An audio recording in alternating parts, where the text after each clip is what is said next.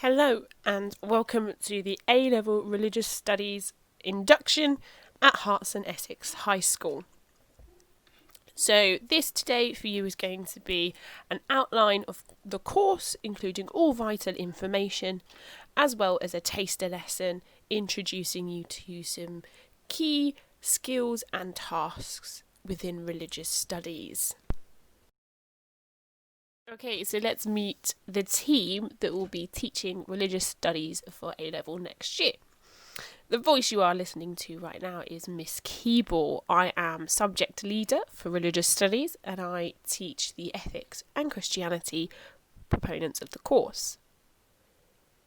Then we have Mr. Mason, the head of humanities, teacher of philosophy and Christianity. He will introduce himself later on in this video. The course overview then. At Herts and Essex, we study the EdXL specification for philosophy, ethics, and the study of religion and Christianity. There are a few codes on the screen in front of you, 9RS01, 2 and 4B. These codes are really important because if you ever went onto the EdXL website, saw exam papers or any supporting material, these codes will be used to tell you that you have got the correct modules or papers. So 9RS01 is philosophy, 9RS02 ethics, and 9RS04B the study of religion, Christianity. So I just want to break down the course structure for you. The course itself is split into three major areas. Okay, the first is the philosophy of religion. This is taught by Mr. Mason, and he will go through that in detail with you later on in this lesson. This will be assessed by a 2-hour exam at the end of year 13, and the course itself goes through a range of philosophical issues and questions all about God, the proof of God, and then challenges to God, such as the problems of evil and suffering. Paper 2 is then religion and ethics. This is taught by me, Miss Keeble. I am your ethics specialist. Again, this will be assessed by a 2-hour exam at the end of year 13, and we go through a range of ethical theories and then issues within the area of religion and ethics, such as the environment, war and peace, etc. But I will go through this in far more detail later on. Finally then, you have paper 4B, which is Christianity. This is taught by both myself, Miss Keeble, and Mr. Mason. This is primarily taught in year 13. This will then again be assessed by a 2-hour exam at the end of year 13. And this is where we go through key beliefs of the church, different denominations, as well as key texts and practices. Now, as you can see, this course is assessed solely by exams. Okay, you will sit 6 hours worth of exams in year 13. There is 0 coursework. So that's something really important to take note of. Okay, especially when you're choosing your subjects. This is 100% exam. Of course, we will spend plenty of time practicing technique, questions and assessments, but always know that it is 100% exam based. Now, whenever I'm asked, why should I study religious studies? People always assume that it's only to become a nun or a member of the clergy. Now, this couldn't be sort of less true. Within religious studies, we develop a wide range of important and transferable skills. We develop skills of analysis and evaluation of a wide range of ideas across all 3 papers And within the individual modules, you are going to be introduced to a wide variety of new and challenging ideas, and you will be asked to analyse and evaluate their importance, their usefulness, and their reliability. You will be challenged by such a variety of new ideas, and it will really encourage you to be far more flexible in your thought process. You will be introduced to abstract, unconventional, and brand new ways of thinking that may in fact challenge your own. You will be asked to interpret a wide range of evidence. So throughout the course, you will read and study the work of a variety of scholars and philosophers. You will be asked to explain and interpret their arguments and the evidence that they suggest. You will develop your skills in questioning, in reasoning, and in judging. You will be required to be able to explain your reasoning behind judgments. That's probably one of the most important skills within religious studies. What do they think, and why do they think it? You will be able to even develop creating your own arguments on an issue, as well as evaluating those arguments. Basically, it is a huge range of transferable skills. They are also complementary skills of a wide variety of subjects. In the past, a lot of students have found religious studies to be complementary of their study of subjects such as psychology, sociology, of English literature, of history, even of subjects like drama. Okay, religious studies is a very well respected subject by all Russell Group universities, with philosophy being some of the most competitive and oversubscribed courses nationwide, including at Oxbridge. So I'm going to introduce you backwards to our different papers. Okay, I'm going to go through with you the study of religion and Christianity, and then I'll move on to ethics.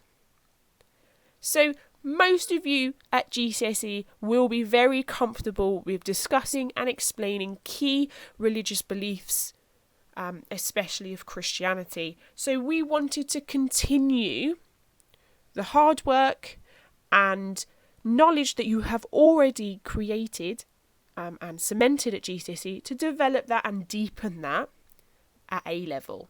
Christianity, of course, still being the largest religion in the world, and according to our last census, the largest religion within the UK.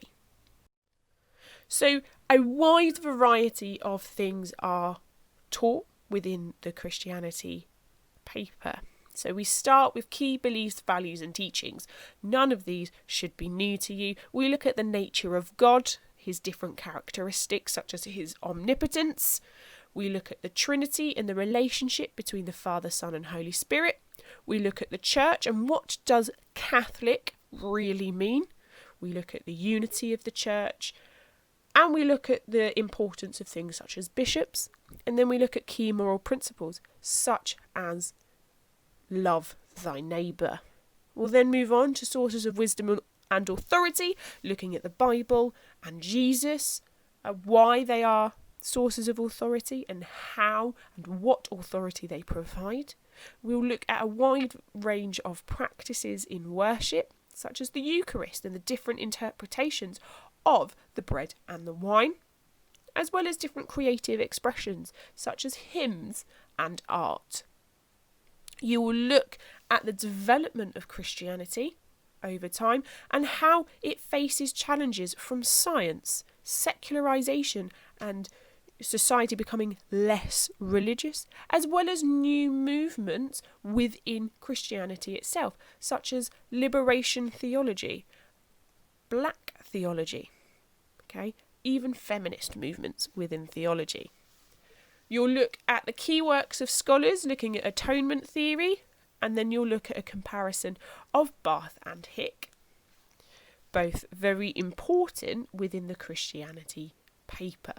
Finally, we'll finish off by looking at the role of religion within society today, looking at how Christianity copes with ideas of pluralism and diversity, as well as revisiting ideas of equality that you probably have had a look at throughout your career in religious studies so far. So let's move on to ethics. Ethics is paper 2. Ethics is a branch of philosophy which looks at moral behaviour. So as the screen suggests, it's looking at the difference between good and bad, right and wrong. It's about deciding what course of action is the right action when faced with a moral dilemma. Ethics is often seen as the juiciest part of the course, where we get to dissect and sort of dive into some very deep and controversial issues. Ethics is so important. No matter what future career path you take, ethics will no doubt be a part of it. If you want to become a businessman or entrepreneur, then business ethics and how you run your business and how you treat staff, etc., is going to be a huge part of your career. If you want to go into medicine, there is a huge challenge faced by new medical technology today, and whether or not it is ethical to do so. What limits are there to medical science? If you want to be a lawyer, then you will follow a code of ethics in your practice. If you want to go into the army, then there are huge questions still being asked about the ethics of war and the rightness and wrongness of killing people within sort of conflict. If you want to go into any emergency service, then obviously the ethics of the police force, which is very heavily under fire at the moment, if we think of the Black Lives Matters movement that is currently spreading worldwide. Okay, so ethics is so phenomenally important and will affect so many of you in future career paths. And so this gives you a really good grounding into different ethical theories and how to start to work your way through sort of the different ethical issues facing the world today. So I always start with a study of ethical theories. This gives us a really solid basis to then move on to apply to different issues. So we start with utilitarianism. Quick heads up, it's going to be a lot of long words for you to get used to. Utilitarianism is often one of the most popular of ethical theories, looking at happiness and pleasure. We move on to study situation ethics. Many of you will have already covered this at GCSE. Natural moral law, which is a very sort of religious Christian theory, which is still the basis of Catholic thinking today. We look at Aristotle and virtue ethics, where we will actually read part of Aristotle's Nicomachean Ethics. And then finally we'll have a look at Kant, Immanuel Kant, and his work on deontology, as well reading part of his metaphysics and the groundwork of morals. So once we have this solid basis in our ethical theories, we then start to apply them to different issues in ethics. So we look at the environment. Again, a very topical issue when we look at the significant gains we're making environmentally thanks to the COVID outbreak and lockdown and less travel and things like that. We look at issues of equality, again, so incredibly important today. We apply these theories to issues in sexual ethics, such as consent, marriage, divorce and contraception, many of, again, which you may have studied at GCSE, and issues of war and peace. When is it okay to go to war? Should it be okay to go to war? Etc., etc. We'll then start to dive a little bit deeper into what it means by right and wrong by looking at meta-ethics, which is all about what we actually mean when we use the word good. Am I simply just describing something? Or am I trying to tell you to do something? Or am I trying to get you to emote a similar emotion to me? Then we'll move on to the relationship between religion and morality, where we'll look at how religion has influenced morality, whether that be positively or negatively. Many will argue that you must be religious to be moral. Or, if you're like our dear friend Dawkins, you may actually believe that religion breeds immorality. A very bold statement there from Richard Dawkins. We'll finish the ethics course by looking at medical ethics, the beginning and end of life issues. So at the beginning of life, we're going to be looking at the embryo, the nature of the embryo, and the value of the embryo, and what impact that has then on stem cell research, IVF, and mainly abortion. Then we will have a look at the end of life, where we will look at the rightness and wrongness of euthanasia. Euthanasia, again, has an anthology with it, where we will study the rightness and wrongness of euthanasia, looking at key debates such as the slippery slope argument. So, a huge part of ethics is all about explaining our judgments. Okay, explaining our moral choices with context. So here is a task for you. I'm going to ask you a series of questions and I want you to write down your response. Okay, I want you to explain it. And it's all to do with this very first question. Is it ever okay to take a life? So without any other information, I want you to pause this video and I want you to think about your response. Is it ever okay to take a life? Think of different religious or ethical teachings that you might rely on here to be able to help you make a decision. Okay, so now we're going to justify these and kind of quantify these a little bit more. Is it ever okay to kill for money? Have a think. Has your answer changed from that first question? If it has or it has not, try to think about why. Why is it now not okay? Or why is it now okay to kill for money? What's changed? Why does this then change your response?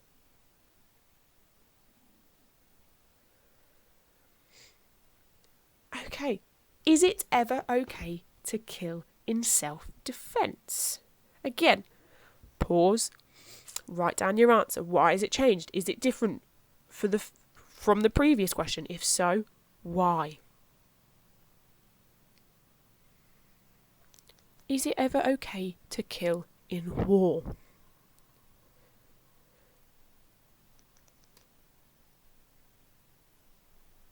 Is it okay to kill to take revenge? A very controversial one here. Okay, but again, keep thinking about why you say yes or no, because the why is going to be the most important thing. Finally then, is it ever okay to kill in order to relieve suffering? Again, think of your reason why. Obviously making links here to things like euthanasia.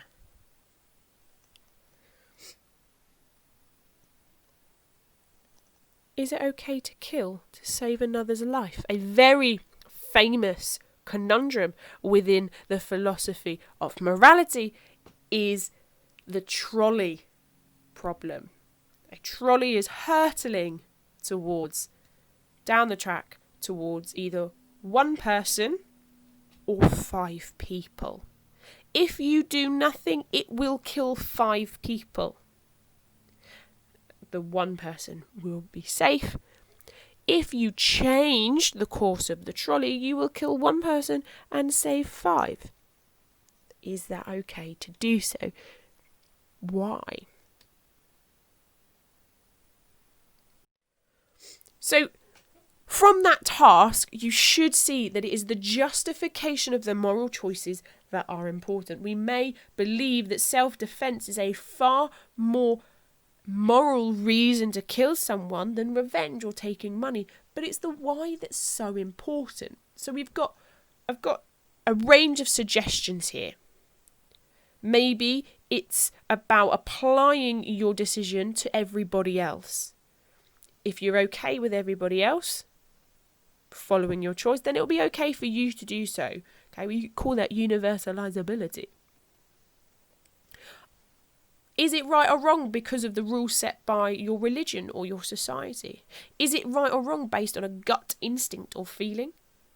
Is it what the most loving thing to do is? Are you following a sense of duty, responsibility, obligation?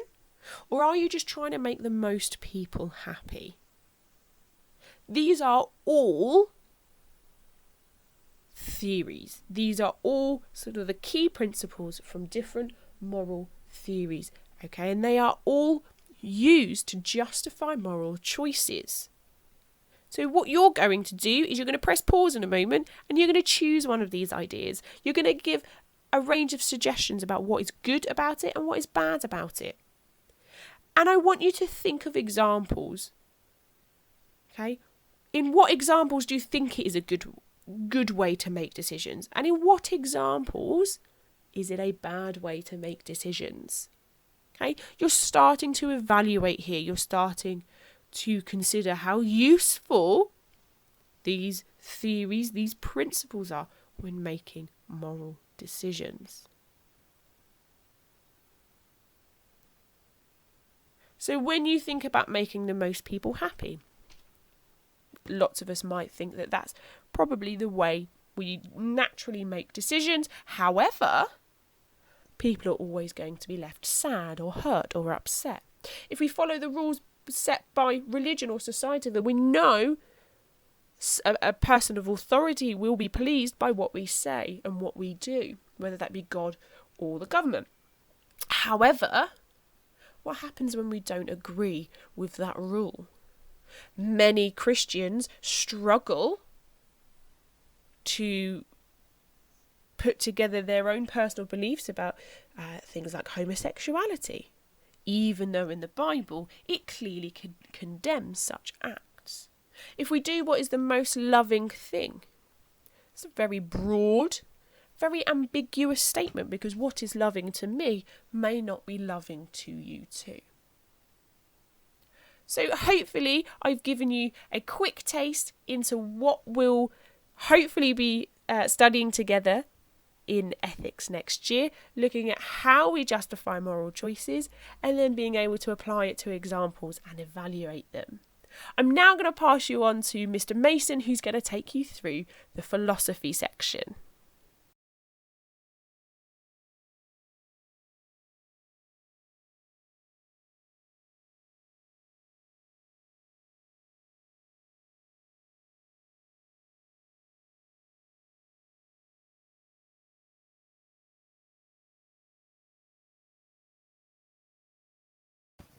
Hello and welcome. My name is Mr. Mason. I deliver the philosophy units at A level.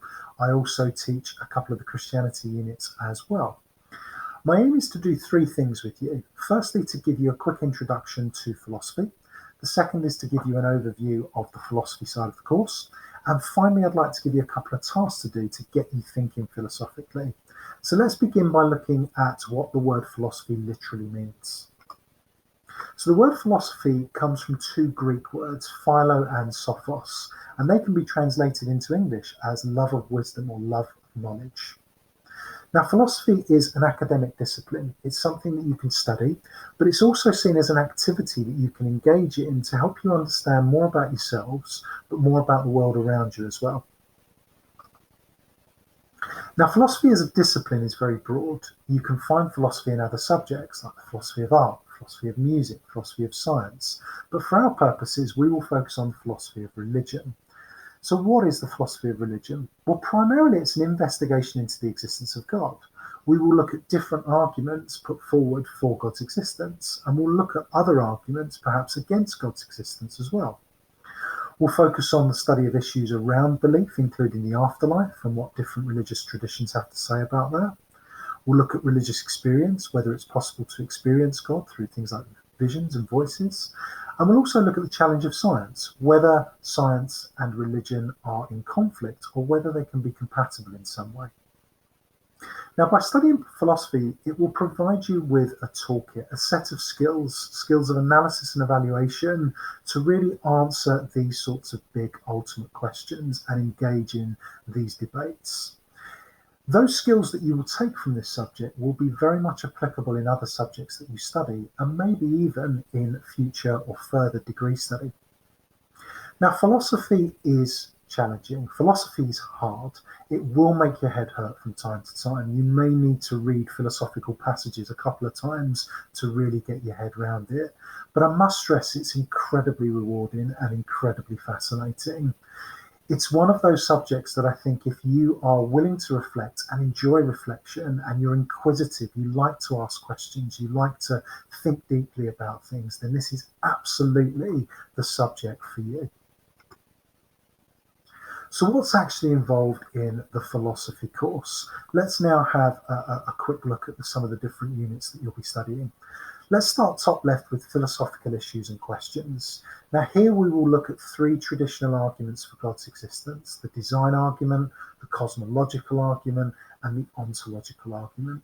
We'll look to examine those arguments in terms of its strengths and weaknesses, and you'll get to decide on how convincing you think they are for proving God's existence. We'll look at religious experience, which involves looking at whether God can be experienced through visions and voices. We'll look at conversion experiences, so where atheists have had an experience that suddenly means they believe in God, so they've converted to a belief in God. And we'll look to try and evaluate those experiences and decide whether they're genuine or not, whether they might just be a product of our physiology, our body, or perhaps even our psychology, our mind. We'll look at the problem of evil, which is the idea that if God is all good and all powerful and all knowing, why does evil and suffering exist within the world? And we'll look at the theodicies, the solutions that religious believers put forward to that problem, and examine those again in terms of their strengths and weaknesses. We'll look at the works of scholars, people who have written about religion, often quite negatively, the likes of Richard Dawkins, Sigmund Freud, Karl Marx. And we'll look at their works and again look to analyse some of their arguments. And we'll look at a very famous debate between a guy called Bertrand Russell and Frederick Copleston, and decide again whether we agree with our atheist, who is very critical of religion, that's Bertrand Russell, or our theologian, Frederick Copleston, and his defence of religion. We'll look at religious language, whether we can meaningfully talk about something that is beyond our understanding and perhaps transcendent and beyond this world, and that's God, whether it's meaningful to talk about something and how on earth we use our language to do that. Because usually when we use our language, we are talking about things that we can see and experience within this world. When talking about God, we might be talking about something very differently. So we'll look at how religious believers approach that, and we'll look at how others have tried to critique and criticize religious language and say that actually it's completely meaningless. And that will involve a study of the verification and falsification principle. Finally, we'll look at developments of religious belief, and this will involve looking at issues around life after death, so near-death experiences, the ideas of heaven and hell from our monotheistic religions like Christianity, Judaism, and Islam, and also reincarnation in Hinduism and Buddhism, and again, the validity of those beliefs. We'll focus on religion and science, as we said earlier, the idea that perhaps religion and science might well be in conflict, or whether it can be compatible in some way. And as a part of that, we'll focus on the phenomenon of miracles and decide whether miracles are genuine, whether they actually come from God, or perhaps whether they can be explained away through scientific evidence. So I hope that gives you just a brief introduction to the philosophy side of the course. Okay, so let's move on to our first task. On the screen in front of you, you're being asked to come up with some reasons why people believe in God and reasons why people don't believe in God. So I'd like you in a moment just to pause the video and have a go at generating some of your own ideas for those two columns. Try and come up with as many ideas as you can think of, and once you've had a go at that, unpause the video and I'll talk you through some of my thoughts on that. Please pause the video now. Okay, so hopefully you've had a chance to come up with some different ideas for both columns. Let's kick off with some of my thoughts. Please don't worry if I say anything different to what you've got.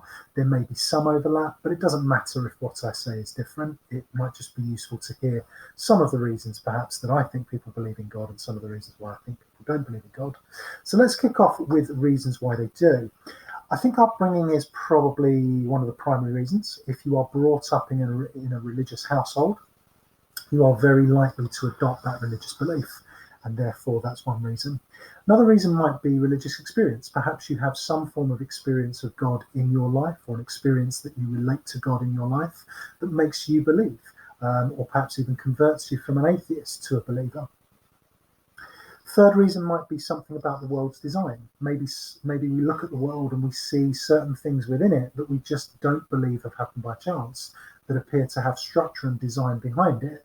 And if it has structure and design behind it, perhaps that implies a designer, and that designer is God. Maybe it's to do with unanswered questions by science. Science helps us understand the world, but there are many questions about the world that science cannot answer, and maybe for some people God fills in those gaps or is able to explain some of those unanswered questions by science.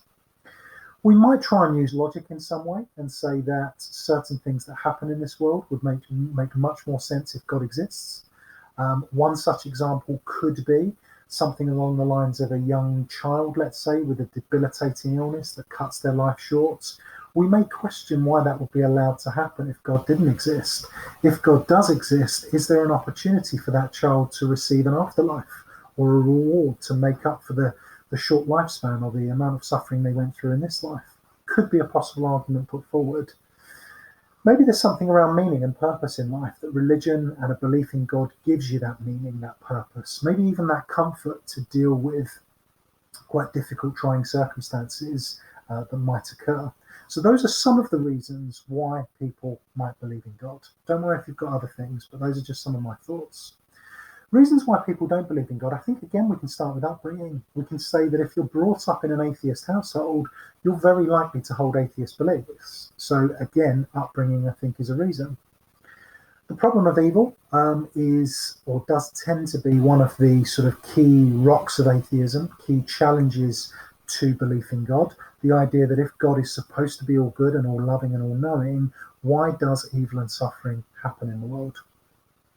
We may look towards scientific evidence, and scientific evidence may explain away the need for God. I use the phrase or the word may there, and that's really important because for some religious believers, they would argue that religion and science can very much work together. But for some atheists and scientists, they would argue that science removes the need for God. It explains all of those mysteries about life. It explains the creation of the world through the Big Bang and evolution. So we simply don't need God to explain those things as perhaps we once did. We may look towards the sort of terrible acts done in the name of religion, so things like terrorism or killing or mass genocide in the name of religion. And we could argue that when people commit heinous crimes and terrible acts in the name of religion, does that in some way convince people that actually God doesn't exist? Because why would he allow those things to be done in his name?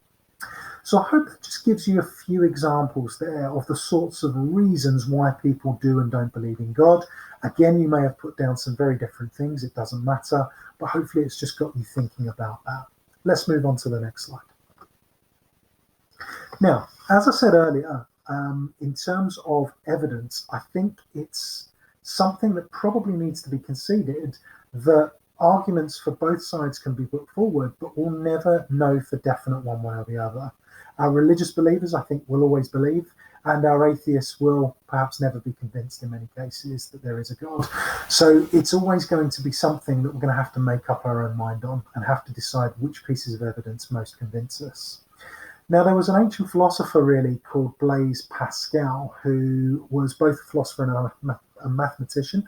He was famous for other things as well, but for our purposes, he came up with something called Pascal's wager. And he approached this issue of God's existence very much like a wager or a bet. And when we make a wager or a bet, we are obviously trying to choose the outcome that is most profitable. And this is how he broke it down. If you look at the right-hand corner of your screen, you will see that what Pascal basically came up with was the sort of matrix that if we believe and we're right, we will receive eternal joy and eternal happiness. We will win the lottery, if you will. We'll have heaven with God. And that's pretty much, as I say, the best result, the most profitable option. If we happen to choose to believe and we are wrong, God doesn't exist, then basically you don't win anything, but you don't lose anything either. You're dead. You don't know, obviously, whether God exists or not because you're dead. And for him, that's basically what you lose, which is nothing. If we choose to be an atheist and we're right, we kind of end up with the same, I suppose, prize, if you will, of if we're a believer and we're wrong. We end up with nothing. We die perhaps with the satisfaction that we're right, but we don't really know that we're right because we're dead.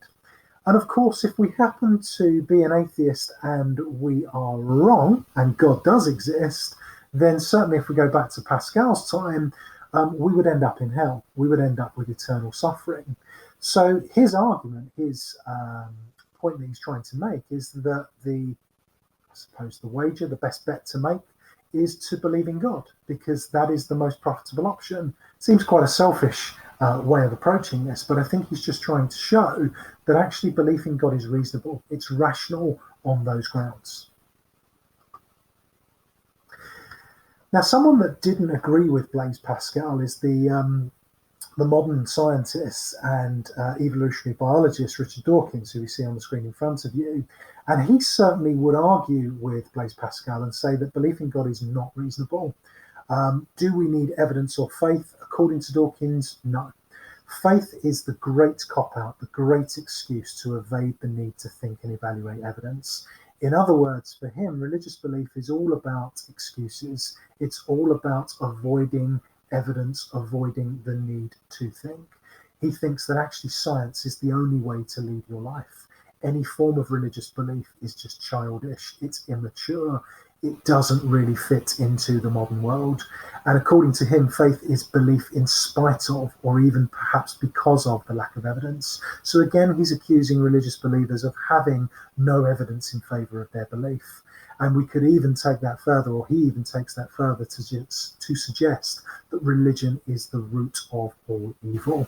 And he's someone we will meet and study further in both the philosophy side of the course, but also in the Christianity modules as well. Okay, on to the second task. I'd like to focus now on what's called the philosophy anthology task. Now, the anthology is something that you will find in all 3 units at A level: philosophy, Christianity, and ethics. An anthology is basically a piece of writing, often about an argument or a philosophical or ethical or even theological topic. And it's something that you will both need to be able to remember and explain, but also to be able to analyse and evaluate. So look at perhaps some of the strengths and weaknesses, for example, of what these arguments have to say. Now, I've chosen here something very much around a sort of philosophical theme, focused on the existence of God, and in particular Aristotle's prime mover argument, which comes from a text written by C.S. Lewis, who you may well know of through the Chronicles of Narnia. And he writes about Aristotle's prime mover argument, which is very much Aristotle's understanding of both God's existence, but also how the universe works in relation to God. So what I would like you to do is I would like you to read this passage for me, which, as I say, outlines Aristotle's prime mover argument.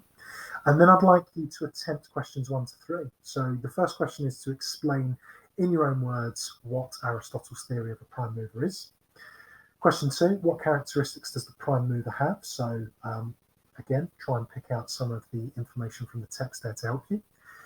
Finally, question number 3 is slightly more evaluative and slightly more analytical. So what problems, what weaknesses might there be with Aristotle's theory of a prime mover or his understanding of God's existence in the universe? So try to see if you can come up with a couple of ideas for that.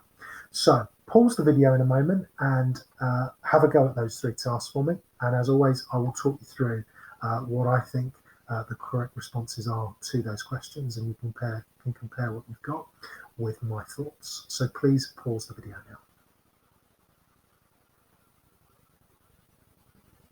Okay, so let's start with question number 1. Explain in your own words Aristotle's theory of the prime mover.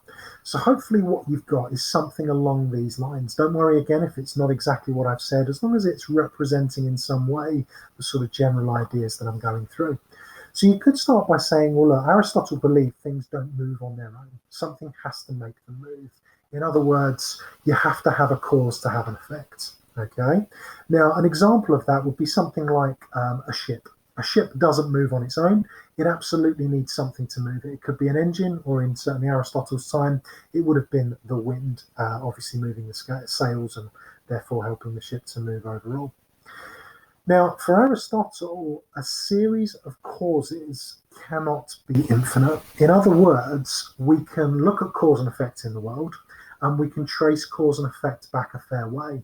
But at some point, we need to come to a starting point, a first cause, if you will. We can't have an infinite series of causes. We can't go back to infinity. So therefore, we must have a starting point, an end point, if you will, for that series of causes. And that end point, that first cause, is Aristotle's prime mover. It is God for Aristotle. And for Aristotle, this God is what we call timeless. He's outside of time. He is unmoved. In other words, he is not caused by anything. He is the cause of everything. And things move, or things are caused, because of God's love. And that is something that Aristotle very much pushes towards the end of this passage. So on to question 2. What characteristics does the prime mover have? Well, I think we've touched on a couple of those already. Things like God being timeless and perhaps obviously unmoved are 2 of the qualities hopefully you've identified there. But we might have others. We might have the fact that God is immaterial. He is non-physical. He is also transcendent. The prime mover, or God, is outside of and above this world. He's also all-powerful, omnipotent, something that has complete power over what he has created or what he has put into motion, if you will. On to our third and final question. What problems might there be with Aristotle's theory of a prime mover? Well, I think this is a more challenging question, but if you've come up with anything, hopefully, maybe some of these things will overlap with my ideas. So I've gone for, well, does God have to be the unmoved mover, the prime mover, if you will? Could it perhaps be something else? Could the first cause of the universe not simply be the Big Bang? And actually, that therefore means that there is no need for a prime mover or no need for a God. Or we explain the prime mover, as I've just said, as the Big Bang. Perhaps we could say that there are multiple causes to the universe. Again, removing the need for a first cause, which is God. Maybe there are many things that put the universe into motion. And again, there's no need to use God as the starting point. And thirdly and finally, I think there is one other potential problem or potential criticism we could raise here. And that's the concept of inertia. Now, if you've obviously studied science, which all of you will have done, you may have come across this concept. And if you're unsure, inertia refers to things that are constantly, it's the concept of things constantly being in motion. And if things are constantly in motion, even in some small way, even if it's beyond sort of what our eye can actually see, if things are constantly in motion, it removes the need for a prime mover. It removes the need, perhaps, potentially, for something to put everything else in motion. And that, again, would undermine Aristotle's theory. Okay, I hope you found both the introduction and the task useful and interesting. And hopefully I will be able to see some of you, if not all of you, in September.